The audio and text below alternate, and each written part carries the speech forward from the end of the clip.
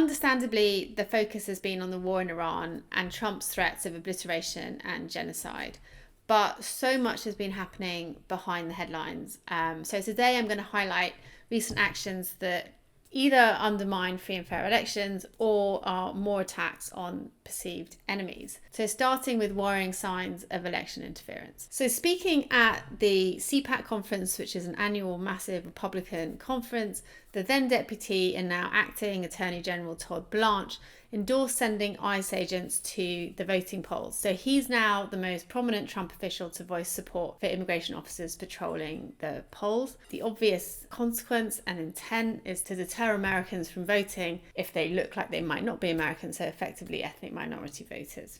There are all kinds of other ways that they're thinking of restricting the vote, and most of that relies on them combing through registration data of voters to try and find what they think of as fraud or something that they can represent as fraud, or what they think are kind of non-citizens voting, which all the evidence suggests is really, really rare. So firstly, the Department of Justice acknowledged in a court hearing that it plans to share voter registration data that it gets from the states with the Department for Homeland Security so that it can be run through a citizen check housed at the department. At the same time, the Justice Department also said that it has sued Idaho for failing to produce its voter rolls. It's now sued 30 states who have refused to share that information with it. Meanwhile, the governors of Florida and Mississippi signed legislation to require documented proof of citizenship to register to vote and to begin a process that will eventually unenroll voters who have not provided citizenship documentation. So there are lots of reasons that absolutely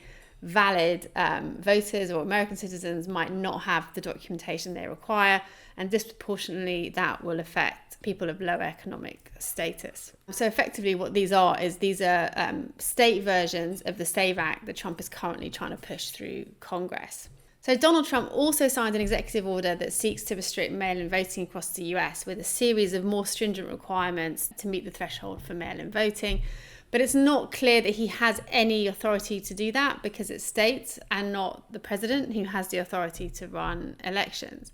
And this is kind of coming on top of Trump repeatedly and baselessly arguing that US elections are rife with fraud and wanting this kind of proof of citizenship, even though there's no evidence that this is an issue. And then, while she was still Attorney General, Pam Bondi authorised Dan Bishop, who is a US attorney in North Carolina, to pursue election-related probes across the country. So basically, Bishop is a former congressman. He voted against certifying Biden's 2020 win, so he's bought into the big election lie of 2020. So he wants to examine the voter roll data that the Justice Department has been collecting from states or trying to collect from states in an effort to determine whether non-citizens have illegally registered or cast ballots. So really, this whole thing is about trying to cast doubt on elections. It's a way of starting to sow doubt in citizens' minds that elections are fair. I think it's a way of setting up court cases if the Republicans lose too many seats in the midterms. It's a way of really kind of destabilizing the context in which elections are held. So moving on now to attacking enemies. Firstly, Trump actually got rid of Pam Bondi a week or two ago, apparently because he was frustrated with her performance. And I mean, I'm laughing because it's just really hard to say this with a straight face. But basically, part of the reason that he's fired her was that he felt that she wasn't aggressive enough in prosecuting his critics and adversaries, who he felt should be facing criminal charges. And just to be absolutely clear, the Justice Department is meant to be independent of the president, and it's not there to go after the president's enemies. Now, her temporary replacement was the former deputy, now the acting US Attorney General Todd Blanche, who was Trump's former personal lawyer. And he then said that Trump has a right and duty to shape federal probes of individuals who investigated Trump previously. He doesn't have that right or that duty, by the way. Then the top enforcement official at the US Security and Exchange Commission resigned abruptly. Apparently, he'd clashed with agency leaders over the direction of his enforcement program. Basically, this guy wanted to investigate people close to Trump and his family who he felt were potentially involved in fraud or misconduct, but he was kind of being warned off it by the chair of the Security and Exchange Commission, Paul Atkins, and other kind of political appointees. And so he left basically because he felt he wasn't fairly allowed to do his job. Going back to CPAC, the Federal Communications Commission's chair, Brendan Carr, announced proudly that Trump is winning his feud against the fake news media. So quoting him, he said, "President Trump took on the fake news media and President Trump is winning. Look at the results so far. PBS defunded, NPR defunded, Joy Reid gone from MSNBC, Sleepy-Eyed Chuck Todd gone, Jim Acosta gone, John Dickerson gone, Colbert is leaving, CBS is under new ownership, and soon enough CNN is going to have new ownership as well." So this incidentally also feeds into undermining free and fair elections, because what you're doing is you're tilting the playing field towards Republicans in the midterms, because increasingly people are getting their information from Trump-aligned sources. Then Trump kind of revived his feud, his attacks on New York Attorney General Letitia James. So he posted about prosecuting her 14 times in 5 days. So signaling kind of a renewed and intensifying focus on her.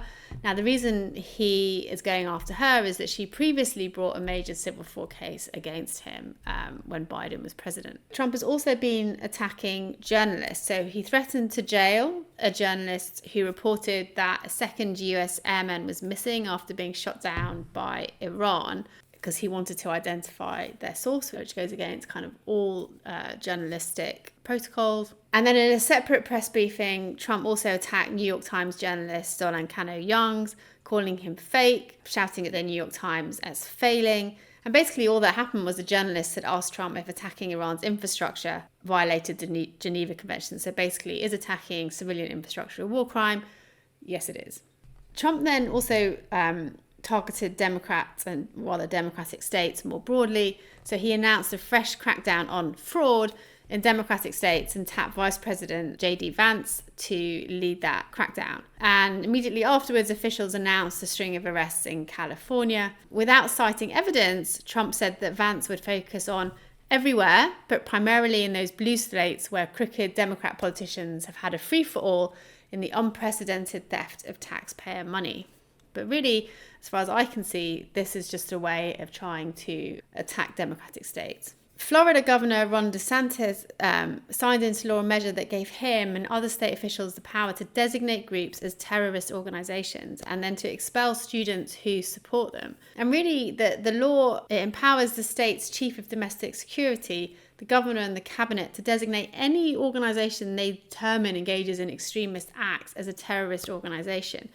And what's worrying about this is this can be used to target civil rights groups, groups supporting LGBT people, groups protesting wars in Gaza or Lebanon.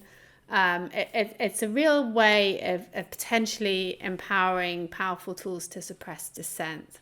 The new Department of Homeland Security Secretary Mullen has also recently said that customs officials could stop processing international travelers at major US airports in sanctuary cities in Democrat-led states that have declined to cooperate with the Trump administration's immigration crackdown. This has included Denver, Philadelphia, Chicago, Los Angeles, New York, Seattle, and San Francisco. Now, they all have major international airports. They're all international hubs. They all receive a lot of tourists. And so this could potentially be quite devastating for tourism in those states. And then finally, I'm going to end on the Pope. Reporting emerged this week that in January, the Undersecretary of War, Colby, summoned Pope Leo XIV, then Cardinal Ambassador to the United States, and basically delivered a lecture. And he told the Cardinal that America has the military power to do whatever it wants in the world and that the Catholic Church had better take its side or else. So I think it is quite something when you have the president directly threatening the Pope. And so that's all for this week, and I'll be back in a week or so.